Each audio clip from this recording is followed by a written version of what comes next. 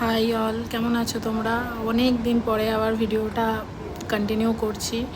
মধ্যখানে ছেলের final exam ছিল, তো এই জন্য ভিডিওটা কন্টিনিউ করতে পারিনি। তো ওইটা ওই 8 ফেব্রুয়ারির ভিডিও, যেদিন আমরা চেন্নাই টু লখনৌ এসেছি। তো আমরা নিয়ার অ্যাবাউট 4:30-তে লখনৌ এয়ারপোর্টে রিচ করলাম। তো আমার ইনলজরা আগে থেকেই ওখানে চলে এসেছিলো। তারপরে সবাই মিট আপ করে ফ্রেশন আপ হয়ে তো আমরা এখন লখনৌ থেকে ক্যাব বুক করে অযোধ্যার উদ্দেশ্যে যাব। তো আমাদের আগে থেকেই হোটেল বুক করা ছিল, তো সবাই কথা টথা বলে তারপরে আমরা এয়ারপোর্টের ভিতর থেকে ক্যাব বুক করার জন্য আমরা গেলাম। তো ওখানে গিয়ে তো আমাদের মেক মাই ট্রিপ থেকে বুক করা ছিল হোটেলটা। তো অনেক ক্যাবে আমাদের যখন বুক করতে যাচ্ছি লোকেশনটা দিলে গুগলে লোকেশনটা আসছে না বারবার। তারপরে হোটেলে ফোন করছি, হোটেলে কেউ ফোন রিসিভ করছে না। তো ওখানে মেক মাই ট্রিপে আমরা ফোন করলাম, তখন ওরা বললো যে আপনারা লোকেশনে পৌঁছান, লোকেশনে পৌঁছে ফোন করুন, তারপরে আমরা দেখছি। তো অনেক ঝামেলা করা, যেহেতু লোকেশনটা দেখাচ্ছিল না, তাই জন্য অনেক ঝামেলার পরে আমরা ওই ক্যাব বুক করে রওনা হলাম।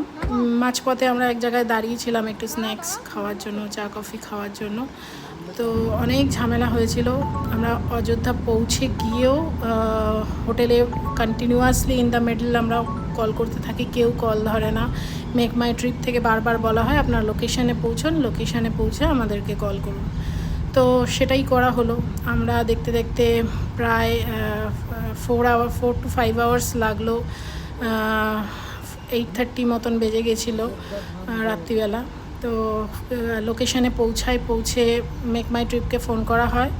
তখন ওরাও ওদের দিক থেকে ইন দ্য মিন টাইম অনেকবার চেষ্টা করে, কিন্তু হোটেল মানে পরে জানা যায় যে ওই লোকেশানে ওই নামের কোনো হোটেলই ছিল না।